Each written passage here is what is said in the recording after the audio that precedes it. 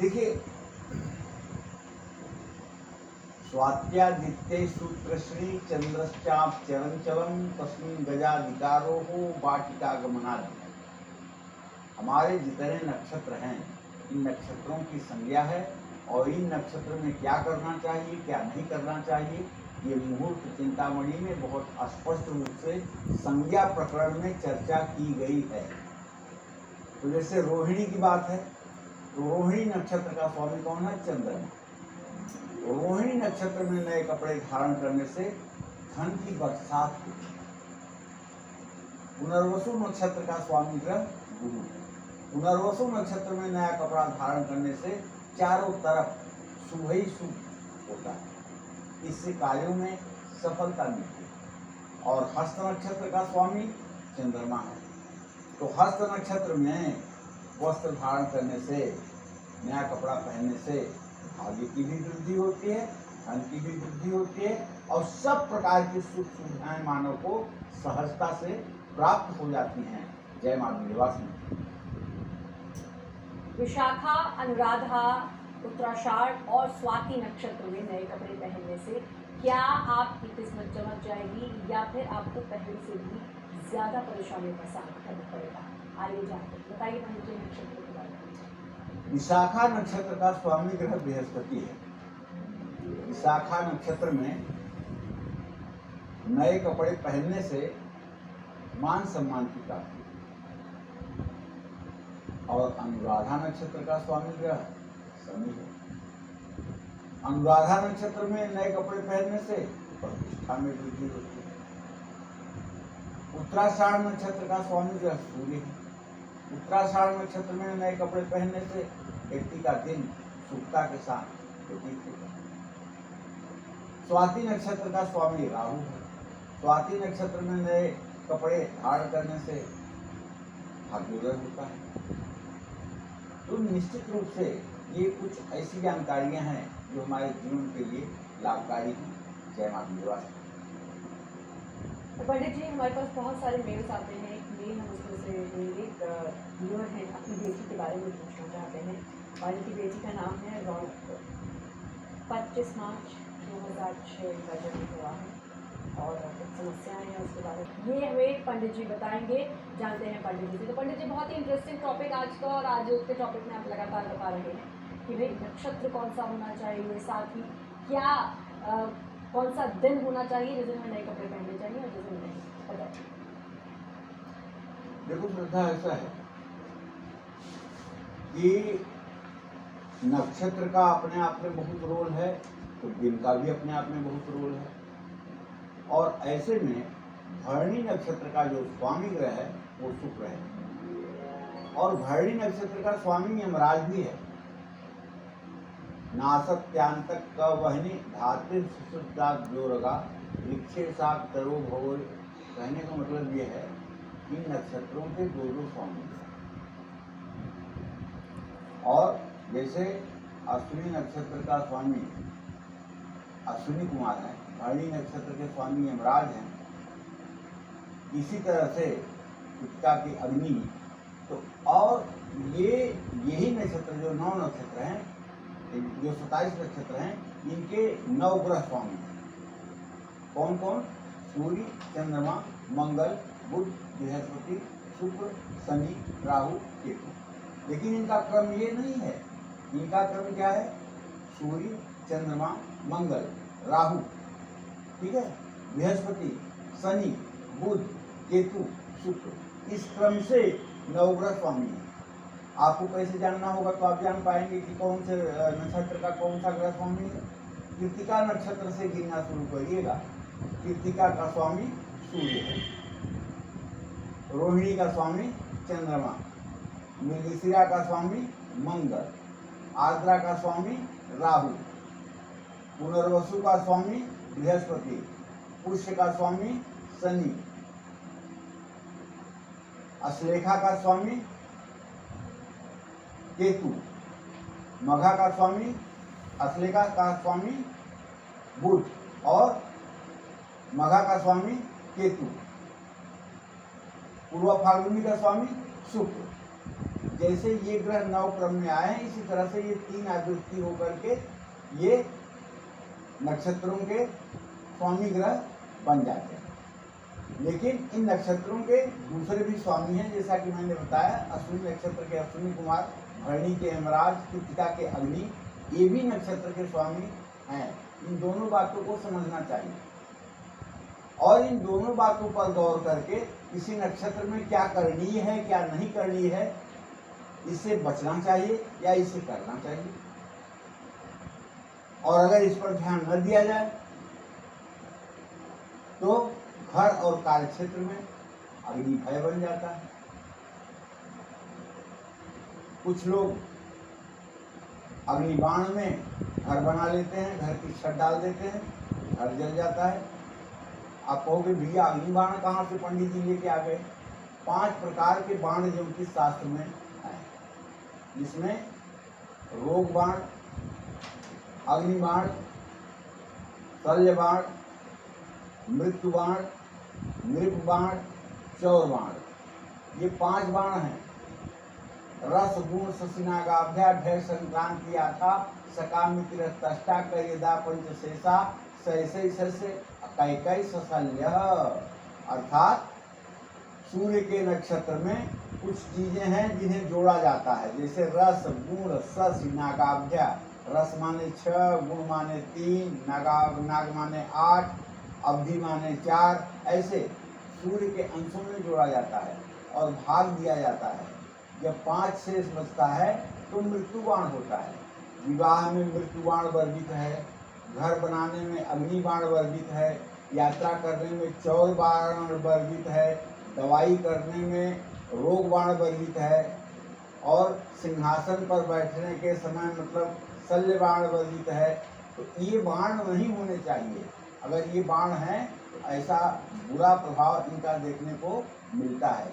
इसीलिए सबसे ज़्यादा प्रचलित आपको मृत्यु बाण का नाम आपने ज़्यादा सुना होगा, क्योंकि विवाह में मृत्यु बाण का हर समय त्याग किया जाता है। विवाह में 9वें डिग्री पर, फिर 18वें डिग्री के बाद, फिर 26वें डिग्री के बाद जब सूर्य 1 डिग्री पर होता है तो अग्निबाण होता है, मृत्युबाण होता है। और मृत्युबाण में विवाह करने पर कहते हैं बरकन्या की मृत्यु का भय होता है। तो बाण भी देखा जाता है। तो ज्येष्ठा नक्षत्र का स्वामी ग्रह बुध है। ज्येष्ठा नक्षत्र में नए कपड़े पहनने से हर तरफ से नुकसान की संभावना होती है। ये भी बात आप समझ करके रखिए। देखिए ज्योतिष बड़ा विशाल सागर है, ठीक है ना। अब कोई पंसुड़िया लेके समुद्र पार करे ये बड़ा असंभव है। ज्योतिष बहुत विशद ज्ञान की चीज है। और ज्योतिष में कोई अगर कहे कि मैं अब पूर्ण हो गया हूँ तो मैं समझता हूँ शायद ये बात सत्य नहीं हो सकती, क्योंकि ये इतना अथाह सागर है कि एक जन्म में इसको जान पाना बहुत कठिन बात है।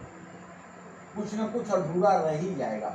जितना हम पढ़ते जाते हैं, जितना हम इसमें गोता लगाते जाते हैं, उतनी नई चीज़ें प्रकट होती जाती हैं।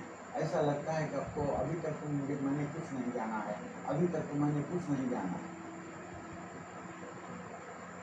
और रही बात ये कि कम जानकारी के बाद भी अगर आपकी बात सफल होती है, सच होती है, और आपके बात के कहने से लोगों का भला होता है, इसका मतलब ये नहीं कि आप बड़े ज्योतिष के जानकार हैं। इसका मतलब ये है कि आपका प्रारब्ध अच्छा रहा है, आपने इस जन्म में भी पूजा पाठ किया है, आप अपने इष्ट के प्रति समर्पित हैं, और आपके इष्ट की आपके ऊपर कृपा है, जिसके कारण आपके वाणी का सम्मान करते हुए आपके इष्ट आपकी बात को सफल करते हैं। यही सत्य है। बिना इष्ट सब झूठ है, ज्योतिष वेद पुराण। अगर इष्ट की साधना नहीं है, चाहे जितना ज्योतिष पढ़ते मर जाइए, एक भी भविष्यवाणी सच नहीं होगी। जय मां निवासी। ऐसा कौन सा नक्षत्र है जिसमें नए कपड़े पहनने से उनके कटने, फटने, जलने का डर बना रहता है, और कब पहने हुए नए कपड़े अचानक आपके कष्टों को बढ़ा देते हैं? आइए जानते हैं। बहुत बार होता है हमें नया कपड़ा पहना होता है और कहते हैं वो खराब हो गया, तो कहते हैं आज ही पहना था, बिल्कुल नया था और ये फट गया, जल गया। नक्षत्र का असर बहुत बड़ा ये सिग्नल है, ये बहुत बड़ा सिग्नल है। कपड़े का फटना नया पहनते ही, कपड़े में खोंच लगना, कपड़े में दाग लगना नया कपड़ा पहनते ही, बहुत बड़ा सिग्नल है, बहुत बड़ा संकेत। अगर कोई वसंतराज शाकुन पढ़ा होगा, शुभाशुभ विचार पढ़ा होगा, तो पता चलेगा कि बाएं तरफ कपड़ा फटे तो क्या होता है, दाहिने अंग का कपड़ा फटे तब क्या होता है, बाईं तरफ दाग लगे तब क्या होता है, दाहिनी तरफ दाग लगे तब क्या होता है, ऊपर दाग लगे तब क्या होता है, नीचे दाग लगे तब क्या होता है। इन सब चीज़ों का बहुत विस्तृत विवेचन शास्त्रों में किया गया है। और ये बहुत बड़ी बात है कि अगर नया कपड़ा पहनते ही कुछ इस तरह का सिग्नल आपको मिलता है तो आपको सावधान हो जाना चाहिए। ये ईश्वरीय सिग्नल है। जैसे रास्ते में नेवले का मिलना, बिल्ली का रास्ता काटना, कुत्ते का अपनी पूंछ चबाना, धुले हुए कपड़े लेकर के धोबी का रास्ते में मिलना, किन्नर का मिलना, मछली लेकर के कोई व्यक्ति आपसे मिले, भरा हुआ कोई पात्र लेकर आपसे मिले, खाली पात्र लेकर कोई मिले, इन सब चीज़ों का अपने आप में महत्व है। ये ईश्वरीय सिग्नल है। जैसी हो वो तब्यता वैसी लगे सहाय, ताही न आवत ताही पर ताही कहाँ ले जाए। और ये ईश्वरीय सिग्नल बाद में घटना घटित होगी, उसके पहले ही बता देते हैं क्या होने वाला है। भूकंप आना होगा तो कुत्ते दक्षिण दिशा में मुंह करके समूह में रोने लगते हैं, बंदर डालों पे उछल कूद करने लगते हैं, गायें रंभाने लगती हैं। अगर भूकंप आना है तो 2-4 घंटे पहले इन जानवरों को संकेत मिल जाते हैं, उत्पात के संकेत मिल जाते हैं। बरसात होना है तो मेढक बोलने लगते हैं, टाँ टाँ टाँ टाँ मेढक करने लगते हैं। तो कहने का मतलब ये है कि ये जो जीव जंतु हैं, ये वनस्पतियाँ जो हैं, ये भी हमारे जीवन में होने वाले शुभ अशुभ के संकेत करती हैं। तो वस्त्र क्यों नहीं संकेत करेगा? वस्त्र का फटना, वस्त्र का दागदार होना, वस्त्र का नुकसान होना, ये क्यों नहीं संकेत करेगा? ये भी संकेत करेगा। तो देखिए, आश्लेषा नक्षत्र का स्वामी ग्रह बुध है। इस नक्षत्र में नए कपड़े धारण करने से, कपड़ा कटने से, कपड़ा फटने से या जलने से एक तो बहुत ज्यादा अशुभ की संज्ञा, अशुभ होने की संभावना रहती है, और दूसरे इनके नुकसान की भी संभावना बनी है। इसी तरह से मूल नक्षत्र का स्वामी केतु है। मूल नक्षत्र में नया कपड़ा पहनने से अचानक कष्ट मिलने की संभावना रहती है। तो कहने का मतलब ये है कि देखिए, शुभ मुहूर्त का प्रयोजन क्या है, और जब तक कोई व्यक्ति स्वर शास्त्र नहीं जानता है तब तक उसका ज्योतिष जानना बेकार है। स्वर शास्त्र मतलब आपके ही शरीर में चलने वाली जो श्वास है उसको पहचानना, कब बाएं नाक से चलती है, कब दाहिने नाक से चलती है, कब बाएं से निकलकर दाहिने चली जाती है, कब दाहिने से निकलकर बाएं चली जाती है, कब दोनों चलती है, कब 4 अंगुल चलती है, कब 8 अंगुल चलती है, कब 12 अंगुल चलती है, कब 16 अंगुल चलती है। अष्टांगुलम भयद्वायुरंजम चतुरांगुलम द्वादशांगुलम माहेयम बड़ो खोडसांगुलम। कब अग्नि तत्व चलता है, कब पृथ्वी तत्व चलता है, कब जल तत्व चलता है, कब वायु तत्व चलता है, कब इस तत्व को कैसे बदला जाता है। तो ये सब विषय का अगर ज्ञान नहीं होगा तो केवल किताब पढ़ करके, केवल ज्योतिष का ज्ञान करके कुछ नहीं आपको फायदा मिलने वाला, क्योंकि ज्योतिष शास्त्र शकुन शास्त्र पर भी आधारित है। आपके पास जो व्यक्ति आता है कुछ पूछने के लिए, तो वो अपने प्रश्नों का उत्तर तो खुद बता देता है, बस आपको पहचानना आना चाहिए। जैसे कोई आदमी आया आपके पास खड़ा हो गया और जमीन की तरफ मुंह करके और कह रहा है कि महाराज जी आपसे मुझे कुछ पूछना है।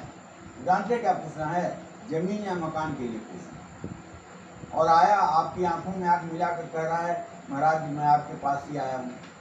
कुछ न बोले, आप समझ लीजिए धन दौलत से जुड़ा हुआ कोई मामला है आया, और आपसे बात करते समय आकाश की तरफ देखते हुए कहे कि गुरु जी आपके पास आया हूँ। समझ लीजिए किसी व्यक्ति के बारे में पूछने के लिए आया, तो अगर आपको शकुन शास्त्र का ज्ञान नहीं होगा, स्वर शास्त्र का ज्ञान नहीं होगा, तो फिर इस बात का ज्योतिष ये 27 नक्षत्र पढ़ने से, 12 राशियाँ पढ़ने से और ये कह देने से काल सर्प दोष है, पितर दोष है, ज्योतिष हो जाएगा? कभी ना होगा। तो देखिए, बहुत विशाल और विस्तृत सागर है। अगर आपको नहीं ज्ञान है तो किसी जानकार व्यक्ति से अपने जीवन के बारे में एक मार्गदर्शन तय कर लेना चाहिए कि कब हमें कपड़ा पहनना चाहिए, कब हमें कपड़ा नहीं पहनना चाहिए, कब हमें कपड़ा धोना चाहिए, कब नहीं धोना चाहिए, कब कपड़ा हमें धुलवाना चाहिए, कब नहीं धुलवाना चाहिए। इन सब चीज़ों को अपने जीवन में ठीक ढंग से अगर समझ लिया जाए तो शायद परेशानी से बचा जा सकता है। जय माता दी।